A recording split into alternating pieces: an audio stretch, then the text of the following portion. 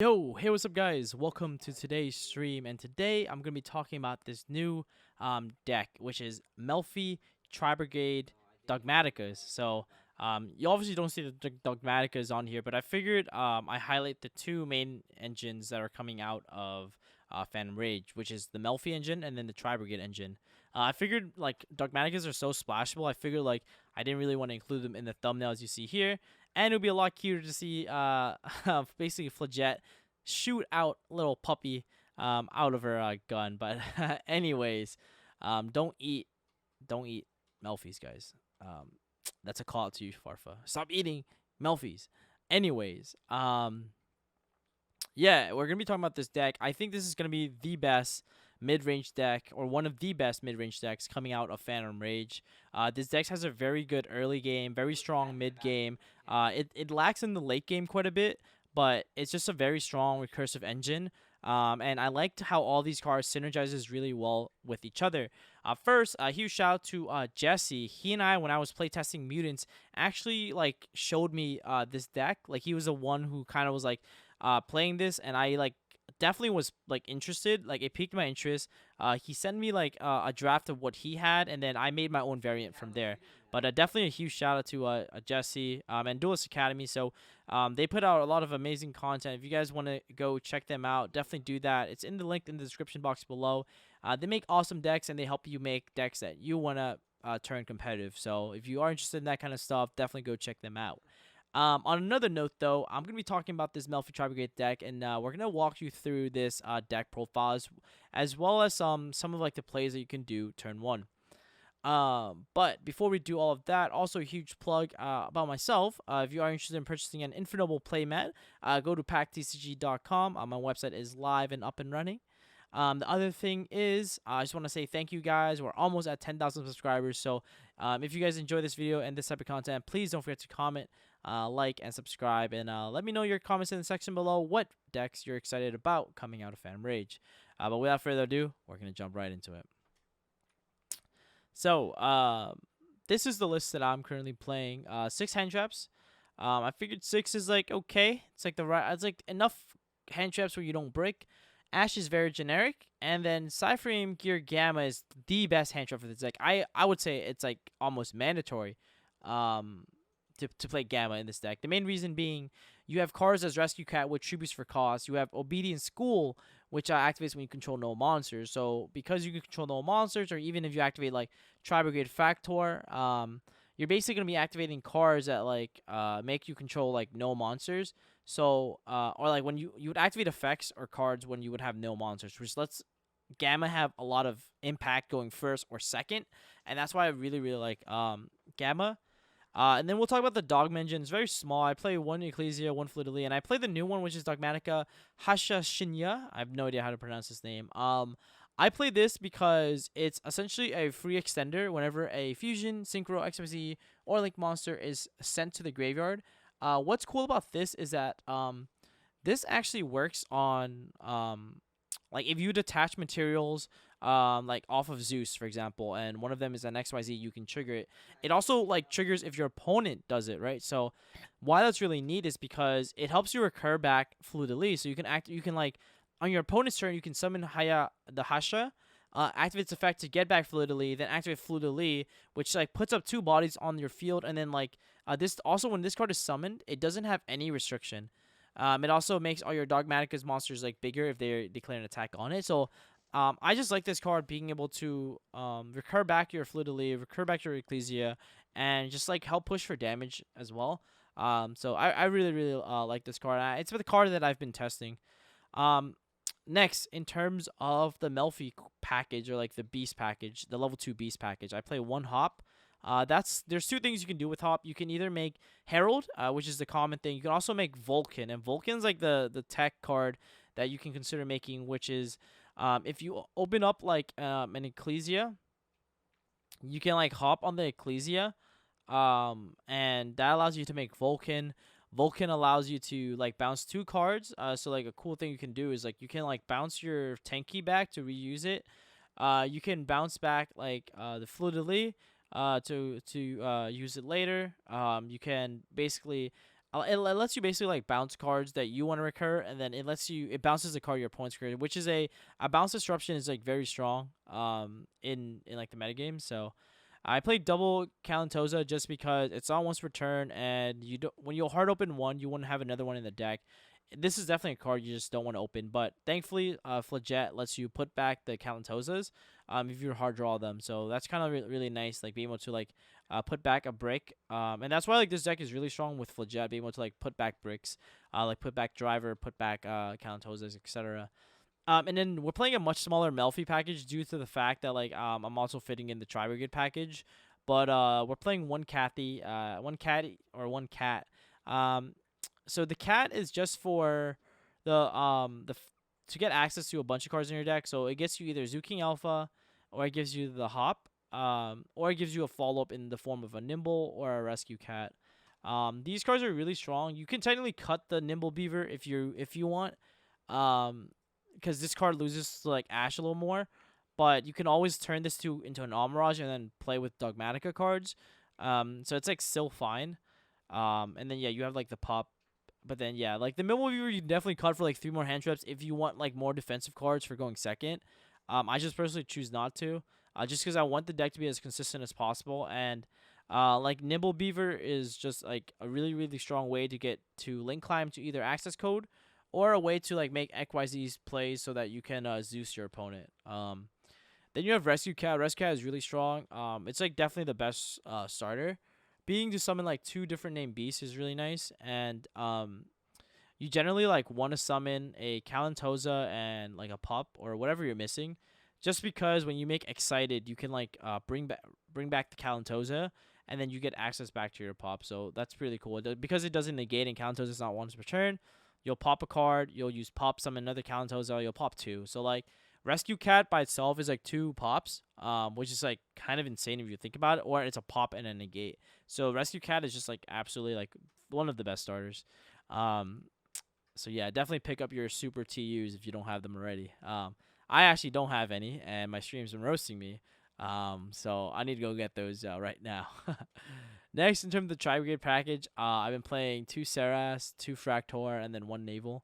So Saras is a really nice card because you can discard like a Kalantoza to summon it, and it's a level 2 beast. So I decided to play 2 of him. The other cool thing about Saras is that he can discard like the Kalantoza, which you can then bring back with Excited later. And he's also a level 2 beast, which is like really synergistic in this deck. Because he's a card that you can summon off of like Rescue Cat. So I like Saras, and also he's like an extender because he can special summon himself from the hand. Fractor is like the foolish barrier of the deck. The general combo you want to do is you want to Fractor into a Naval search you the Saras effect dump and summon. So basically Fractor is just more copies of Saras, which is like one of the best ones. You definitely still want to have Fractar though, because Fractar helps feel your graveyard, so that when you do summon the Naval, or when you do summon the Saras, you basically get a link to immediately on the summon. Then you play Zoo King Alpha. You play one of in the main deck just because it's searchable. It's kind of like the same logic that like why Dinos play 1 Pank. It's because it's searchable in the deck, and it's searchable by Caddy. So that's like the main reason. Like it's fine if you hard draw it. And if you go second, it's like an amazing card. Just because like Zoo King Alpha in this deck can bounce like 3 going second. You can go like Nimble Beaver, summon Zoo King, bounce 3 cards, or you can go like Rescue Cat, summon like Caddy and Puppy, summon Zoo King bounds Puppy, Cathy, and Alpha, and then at end phase the cards you bounce such as Cathy and Puppy can just be summoned back at end phase. So that's like really strong. Like I definitely consider bump this card up to like 2 or 3 maybe in the main deck. But yeah, this card is insane. One, Call by the Grave, because like it really hurts if they Ash or Rescue Cat, like because that's basically like their 1 Ash basically stops you from getting 2 interruptions. So by that logic, I wanted to play Call by the Grave because I just wanted to make sure that if they try to like Veiler me on summon of Rescue Cat, I can call by it. Or anything else like that. The cool thing about Rescue Cat and like the why you play the Dogma engine is that like the Dogma engine lets you play through more hand traps. So yeah, tanky's tanky. But so we're at the Nadir server now. So if they like go imperm on like Rescue Cat summon, you can still turn that into an Almirage, and that's like really nice because you can then make Nadir Servant and Ecclesias live. The other thing that's important to note is that like if you somehow like card you a Hop Ear Squadron, you can like leave the Rescue Cat instead of tributing it for cause if they imperm it on summon, and then pass turn and then make a Vulcan, right? Which is like another form of disruption. So, this deck has a lot of really cool plays that you can make, and that's why I really enjoy this deck. And it's also like new. It's like a new deck that you can like try out and play, especially if you're bored of the current metagame. But yeah. Then you play Triple Obedience School. I mean, this card says summon 3. It's a card that literally goes, you go like +3, right? So, I mean, you can't really complain about it. I mean, this card is so nuts. This card by itself is 2 pops and a herald. So, yeah, this card is insane. It's literally 2 pops and a herald off one card, man. Like just think about that. That's insane. Then you play Dogmatika Punishment. Of course, you're playing the Dogma Engine. You want to have 1 punishment. For the side deck, I'll start off. Actually, let me go with extra deck first. Intis, because we're playing Dogma. Titan Clad, because we're playing Dogma. Herald for the Hop Ear Squadron. Cypher Omega, because of the Dogma Engine. As well as you can sometimes hard make it if you gamble on your turn, which is very likely. Especially if you play the Rescue Cat and like the Obedient School package is very likely. Next you play Double Excited. I found out that like when I play 1 Excited, I always miss the second one because when you go Excited to attack directly and then you make Zeus in main phase 2, you don't have another Excited, which like puts you in a very bad spot for recursion wise. So you want to have a second one in case you do go into the Zeus and then you lose access to your Excited Melfy. You play 1 Melfy of the Force just because it lets you add a Melfy card in case you don't see it. It's generally the combo you want to do with Nimble Beaver. Just because when you go with a Nimble Beaver play, you don't have access to a Melfy card most of the time, or like not most of the time, but if you don't, then you make the forest add the pup, and at end phase you get access to pup. So this card, that's why like this isn't the best. I always side this card out going second, but it's still there for consistency's sake. Then we play Zeus, because I mean Zeus goes burr. Then you just play Ancient Warrior. This is a card that you can summon off the Tribrigade, and it's one of the reasons why like Tribrigades are really good because they give you an extra disruption.